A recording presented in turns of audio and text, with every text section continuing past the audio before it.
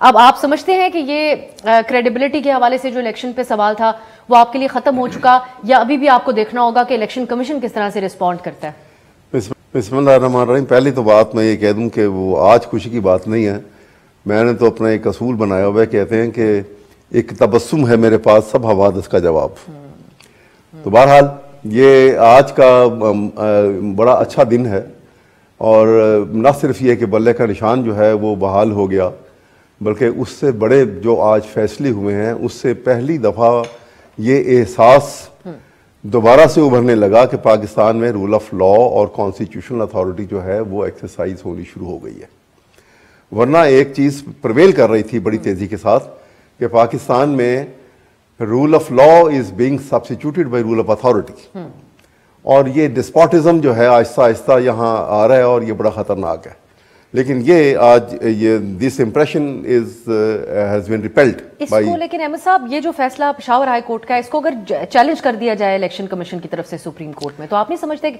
और supreme court अगर election commission के इख्तियार को ही इख्तियार देती है इस पे फैसला करने का, देखना ये है कि देखिए बात ये है कि ये काम ये अभी कह रहे थे ना यहाँ पर बाबर साहब भी अभी टीवी के ऊपर फरमा रहे थे कि जी ये तो फिर इलेक्शन कमीशन एक इंडिपेंडेंट अदारा है, उसको ख़त्म कर दिया जाए। देखिए सवाल ये है कि किसी को भी अदारा इंडिपेंडेंट है या कुछ है, हर इंस्टीट्यूशन जो है वो सबसर्विएंट टू द कॉन्स्टिट्यूशन है एंड लॉ है।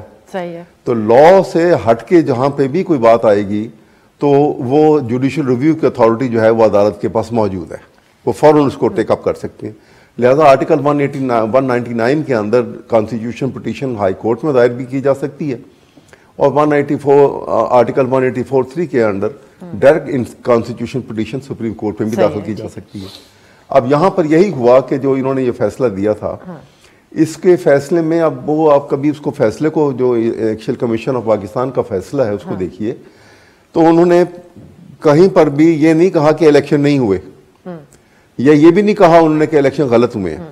उन्होंने कहा कि चीफ इलेक्शन कमिश्नर जो इन्होंने अपॉइंट किया था पीटीआई ने, वो प्रॉपर्ली कॉन्स्टिट्यूटेड नहीं था, और क्योंकि वो प्रॉपर्ली कॉन्स्टिट्यूटेड नहीं था इसलिए इस इलेक्शन कालादम करार दे दिए। ठीक। तो इस बुनियाद के ऊपर आप एक पॉलिटिकल पार्टी को जो है वो इलेक्शन प्रोसेस से अलग नहीं कर सकते। ये इसके ऊपर मैं आपको इतना ही ज़मीनन बता दूं, इसके ऊपर बहुत अच्छी जजमेंट सुप्रीम कोर्ट की पहले मौजूद हैं। एक 1988 सुप्रीम कोर्ट बेनज़ीर भुट्टो का केस था, उन्होंने चैलेंज किया था। ठीक है। और फिर 1989 में भी उन्हीं का केस है, उसमें भी चैलेंज हुआ है, जिसमें यही सारी बात आई है, और उन्होंने होल्ड ये किया कि आर्टिकल 17 जो है, और फिर उसके बाद 1993 का फैसला है सुप्रीम कोर्ट का, जिसमें नवाज शरीफ को बहाल किया था और फिर वो फैसला आया, उनमें उन्होंने यही होल्ड किया है कि ये आर्टिकल 17 जो है, ये राइट ऑफ एसोसिएशन जो है, जिसके अंदर पॉलिटिकल पार्टीज फॉर्म की जाती हैं, ये सिर्फ इतना ही नहीं है कि political party has been formed and that's all. उनका पूरा प्रोसेस है, वो किस पर्पस के लिए आई हैं, वो इलेक्शन में पार्टिसिपेट करेंगे, और वो जो राइट टू फ्रेंचाइज जो है वो एक खास क्लास ऑफ पीपल जो उनके साथ अटैच है। ठीक है।